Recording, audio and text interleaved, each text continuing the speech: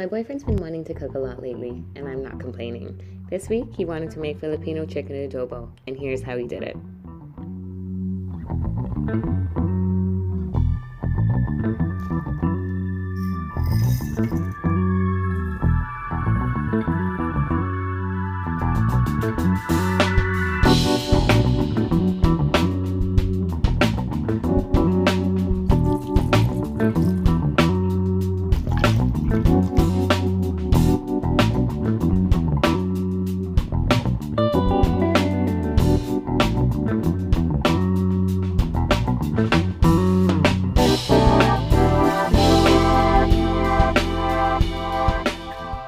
Honestly, just the best dinner we've had in a really, really long time, and I didn't even make it.